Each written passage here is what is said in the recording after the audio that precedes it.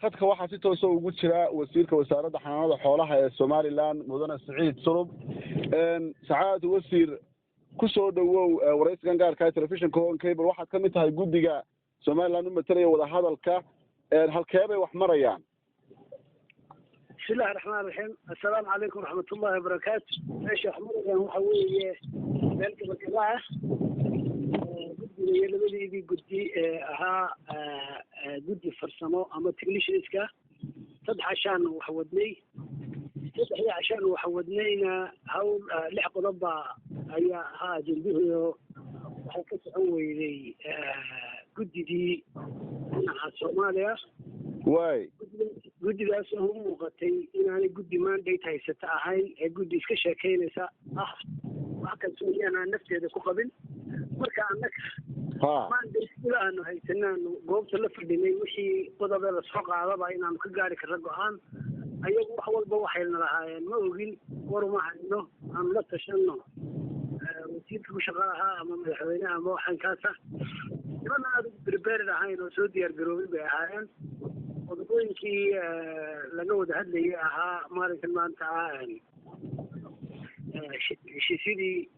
labada madaxweyne go'aamiyeen iyo dhexdhexaadka madaxweynayaasha dhexdhexaadka ay go'aamiyeen heshiisyadii hore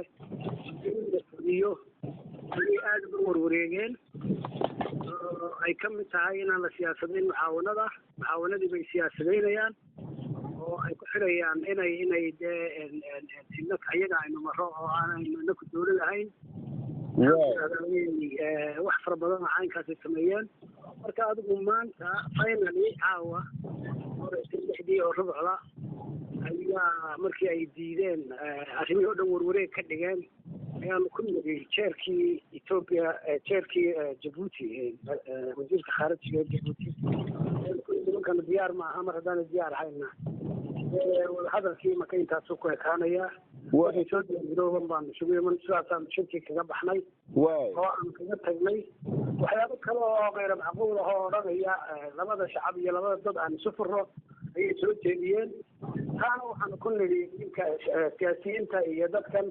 shacabka caadiga walba way soo socdaayeen siyaasiyiinta iyo dadka Soomaaliland ka soo horjeeda dowladda heshiinayna koo heshiin isma furayno waxba isma furayno marka adigu hawsha halkaas ay maraysaa saacad wasiir waxa wararku ay sheegayaan in la isku mari waayay in Soomaaliya ay ogolaatay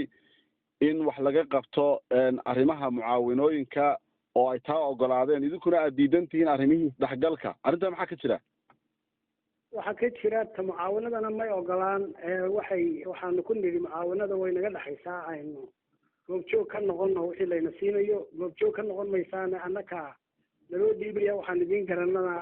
waa wasaaradda maaliyadda lagala xidhiidhaya baa layidhi marka annaka waxba idinla xidhiidhi mayno idinka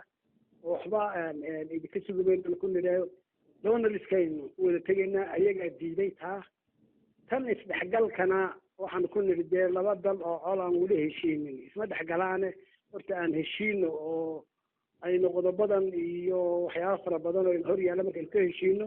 ayaa la isdhexgeli isdhexgalka dadka caadigiina wuu socdaa oo aad waad ka warhaysaa wari ahaan isdhexgalka siyaasiyiinta iyo dadka khalkhal gelinaya Somaliland iyo dadka xilalka haya ee sheeganaya inay xukumaan Hargeysa annaga Hargeysa noogu iman maayaan baan ku nidhi marka ma sidaas u doonayaan isdhexgal siyaasadeed in la sameeyo mise waxay ka hadlayaan arrimaha kale ee ijtimaaciga ma toos bay u yidhaahdeen wasiirada xilka haya iyo xildhibaanadu hay yimaadeen markii aan diidnay taana waxay yidhaahdeen qolooyinka sportska iyo qolada culturalka iyo qolooyin kale dabeedna waxaan ku nidhi wixii aan nabadgelyadayada iyo siyaasadayada faragelinayn ee imanaya dadka caadiga ah ee society-ga ama mujtamaca wixii imanaya iminkaba waa yimaadaan iyo baamushtarigu taa hadal kama taagna waa tahay wasiir ma jiraan qodobo aad aqbasheen oo la isla fahmay labada dhinacba oo iyaguna ay aqbaleen idinkuna aad aqbasheen ma jiraan waxaanu markii hore aqbalnay matalan mucaawanadoo kale isla aqbalnay mucaawanadoo kale inaan la siyaasadayn laakiin markaan detail u gallay siyaasad bay ka dhigeen waxaan annakana soo marin idiin iman maayaan bay nidhi waayahay marka qodob kale oo la isla fahmay haba yaraatee ma jira miyaa la odhan karaa qodob allahuma salli cala sayidina maxamed qodob waxaan kuu sheego oo nimankaas wax walba way ka galgasheen wax walba waxay yidhaahdeen matalan nabadgelyada iyo kala qaybinta somaliland kala qaybinayaan iyo dhaqaalaha ay gelinayaan iyo dagaalada xidida ka wadaan waxaasaanu ka hadalnay maba ogin bay yidhaaheen nimankii loo soo diray wasiirada ahaa naloo soo diray waxaa maba ogin yani dawladdeedu waxay wadaba nimaan ka warhayn bay noqdeen iswaraysta baana ku nidhi marka imaka yaa idinku dhex jira dhinacyada waxaa la sheegaya in jabuuti ay isu jiidayso maxaa halkee looga dhaqaaqaya ismariwaagan kolley madaxweynaha jabuuti wuxuu ku taliyey in wixii qodobada wixii la isla gartayna communique laga soo daayo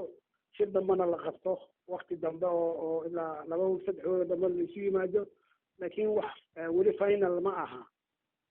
marka miyay u muuqataa shirkaasi inuu burburay oo aad kala tegaysaan mise waa isku noqonaysaan wuxuu u badan yahay inaan isagu kala tegayno maxaa yeelay 3 cashe ee aan qoladaa wada joognay qola aan diyaar ahayn oo aan serious ahayn bay noolan muuqatay oo iska jecel oo sheegashada somaliland inay sheegtaan oo aan la gudagelin arrimaha inaga dhexeeya aad iyo aad u mahadsan tahay kaasi waxa uu ahaa wasiirka wasaaradda xanaanada xoolaha ee somaliland Siciid Sulub Maxamed